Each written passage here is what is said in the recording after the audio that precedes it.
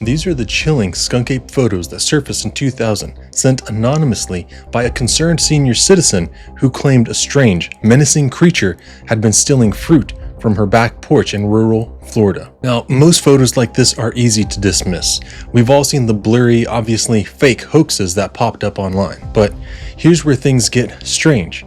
A video surfaced out of Mississippi showing what appears to be a similar creature in a bog or swamp type area, just a few hundred miles from where those original photos were taken. You probably heard your share of people trying to cash in on Bigfoot fame, guys claiming they made the Patterson Gimlin costume or that they were somehow involved in the staging of it. But when pressed, none of them can deliver solid proof. It's always hearsay and fading memories. So when I started digging into the Myakka case, I didn't expect to find much more than speculation, but instead, I found the full letter sent to the Sarasota County Sheriff's Office, a first-hand account that's much harder to ignore. And I came across something else too, a swamp-dwelling figure captured on camera in Mississippi that looks eerily similar to the skunk ape described 2 decades earlier. And if there's one thing that life has taught me, it's that once is an accident, twice is a coincidence, but 3 times, that's a pattern. So today we're going to follow that pattern. First, we'll examine the original skunk ape photos, the handwritten letter that came with them, then we'll break down the Mississippi swamp ape footage and compare what we see. And finally, I'll show you a resource that might just make you question everything you thought you knew about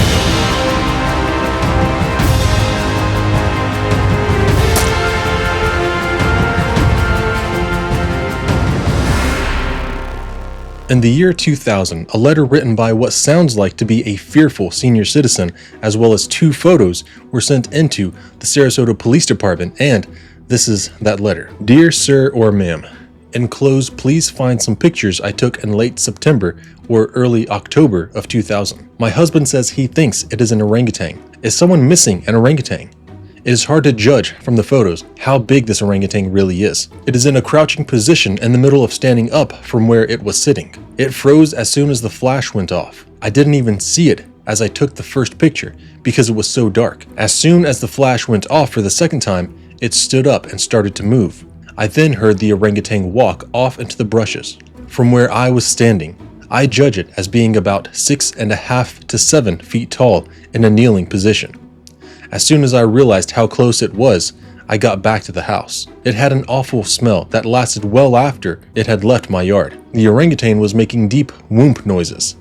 It sounded much farther away than it turned out to be. If I had known it was as close to the hedgerow as it was, I wouldn't have walked up as close as I did. I'm a senior citizen, and if this animal had come out of the ledge roll after me, there wasn't a thing I could have done about it. I was about 10 foot away from it when it stood up. I'm concerned because my grandchildren like to come down and explore in my backyard. An animal this big could hurt someone seriously. For 2 nights prior, it had been taking apples that my daughter brought down from up north, off our back porch. These pictures were taken on the 3rd night it had raided my apples. It only came back 1 more night after that, and took some apples that my husband had left out in order to get a better look at it. We left out 4 apples. I cut 2 of them in half. The orangutan only took the whole apples. We didn't see it take them. We waited up, but eventually had to go to bed. We got a dog back there now, and as far as I can tell, the orangutan hasn't been back. Please find out where this animal came from and who it belongs to. It shouldn't be loose like this. Someone will get hurt. I called a friend that used to work with animal control back up north, and he told us to call the police. I didn't want any fuss or people with guns traipsing around behind our house. We live near I-75, and I'm afraid this orangutan could cause a serious accident if someone hit it. I once hit a deer that wasn't even a quarter of the size of this animal and totaled my car. At the very least, this animal belongs in a place like Busch Gardens where it can be looked after properly. Why haven't people been told that an animal this size is loose? How are people to know how dangerous this could be? If I had known an animal like this was loose, I wouldn't have approached it. I saw on the news that monkeys that get loose can carry hepatitis and are very dangerous. Please look after this situation. I don't want my backyard to turn into someone else's circus. God bless. I prefer to remain anonymous. Now, we could spend hours speculating about what kind of senior citizen in the year 2000 knew how to use a computer, wrote up a letter, and printed out physical photos to mail to law enforcement. But honestly, That's a waste of time. Technology adoption varies widely from person to person. Some older folks are sharp with computers, others struggle, and a few just claim they're bad with tech as an excuse not to bother. The truth is, we have no idea who this woman was. She could have been a quiet homemaker, a retired educator, or even a local figure who didn't want to be labeled as the crazy lady in her community. Maybe she just wanted to raise a genuine concern without turning it into a circus. But here's where it gets interesting. If I were trying to hoax the public, if I really wanted people to believe a monster was roaming the Florida swamps, I wouldn't spend 8 separate moments in the letter insisting it was just an orangutan. That alone raises a red flag, not of deceit, but of sincerity. You see, in real hoaxes, the trick is to let people draw their own conclusions. That's how you get attention. That's how you stir the pot. The more mysterious it is, the more viral it becomes. This woman does the opposite. She practically pleads with authorities to treat it as a wild, dangerous animal, something known, not unknown. She talks about it being hit by a car, about how it might carry diseases, about how it could hurt her grandchildren. Her tone isn't breathless or theatrical. It's worried. She wants it gone, not glorified. And that's not the behavior of someone trying to launch a cryptid hoax. If anything, this letter all but guarantees that her claim gets filed away as escaped exotic pet and forgotten. And not to mention, if I wanted somebody to believe that this was a Bigfoot, I would have called it a Bigfoot or a Sasquatch. Calling it an orangutan kind of belittles the possibility that it could be something that it's not. Now let's talk about what we're actually seeing in the photos. If you compare these images to orangutans with long shaggy hair, you'll notice something. And Bob Gimlin, not the cowboy, the YouTuber, did a great breakdown of this almost a decade ago. He pointed out how chimps and other great apes use facial expressions to communicate fear, submission, and aggression. The two expressions caught in these photos, these line up almost perfectly with what's called a fear grimace and a retreat response. The first image looks like a startled reaction, wide eyes, lips curled. The second appears to show it backing away with its brow furrowing and face tightening, possibly shielding its eyes from the harsh flash of the camera. So just imagine even if this was some kind of unusually hairy chimp. It's outside after dark, maybe scavenging. A screen door bangs shut, a porch light suddenly flashes on. That reaction, shock followed by withdrawal, makes sense. It feels real. And then there's the physical structure. If this were a costume or a statue, the face and features would be rigid, static. But in the second photo, we see distinct changes, especially in the mouth and brow, movement, emotion.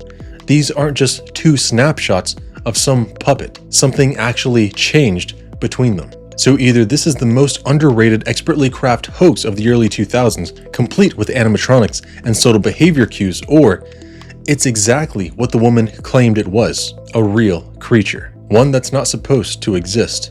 And here's the part that pulls everything together. This creature, this swamp ape, might not be limited to just Florida, because just a few states away in Mississippi, a new video has surfaced, and what it shows is disturbingly familiar. This next video surfaced about 14 years after the Myakka Skunk Ape photos, and before I show it to you, there are a few things you should know. I've worked to stabilize the footage so it's easier to watch. The original was pretty shaky. What you'll notice is that the creature appears to be sitting in front of a tree, peeling off chunks of bark. Then toward the end, it stands up, and that's when the man recording decides he's seen enough and takes off. Now let's talk about the bark stripping behavior for a second. I'm no wildlife expert despite my similar appearance to Coyote Peterson, so I did a little digging, and what I found is fascinating.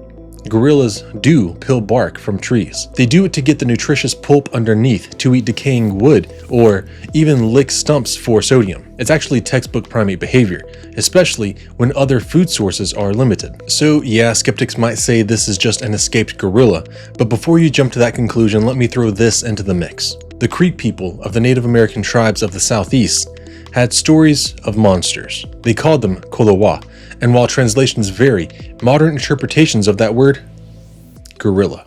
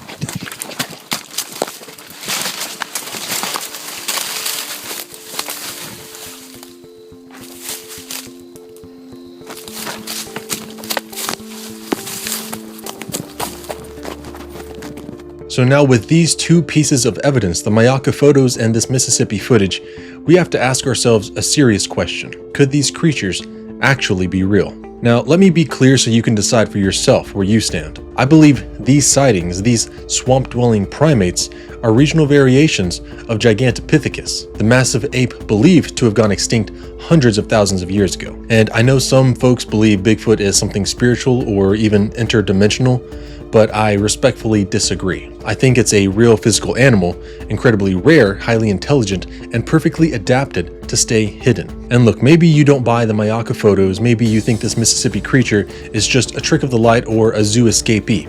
That's fair. But what if I told you we already have something even more powerful than eyewitness reports? Something physical, verifiable, and tested. DNA. That's right. A Texas veterinarian and genetics researcher conducted a full-scale DNA analysis of 111 samples submitted from across North America. Hair, blood, stool, skin, all allegedly linked to Sasquatch encounters. These weren't one-off samples either. They came from 14 states and 2 Canadian provinces, all collected by different people in different places over different years. And the results they're shocking. The mitochondrial DNA, the kind passed down from mother, came back human, but the nuclear DNA, that came back as primate. This hybrid is something that we've never seen before, and that should have been the discovery of the century. But instead of front page headlines, the study was buried. Major scientific journals refused to publish the findings, afraid of the backlash. A journalist even launched a hit piece to discredit the research, but the counterclaims were full of holes, raising more suspicion than certainty. So now we have to ask, was this a flawed study or an effort to suppress the truth? Because if that DNA is legit, then Bigfoot isn't just a myth, it's real. And someone, somewhere, doesn't want us to know. And maybe that's why, even with videos, photos, and now genetic material, we still don't have proof, because Uncle Sam just might be hiding something. Now what that something is, well, that's a mystery, and where mysteries lie, adventure awaits. If you like what I do and you want to help support me, then the best way to do that is by joining the community on Patreon. I post my scripts and videos early, and even have a few videos that you can only find on Patreon. But if that's not your thing, then check out this video that YouTube seems to think you'll love, and I'll see you there.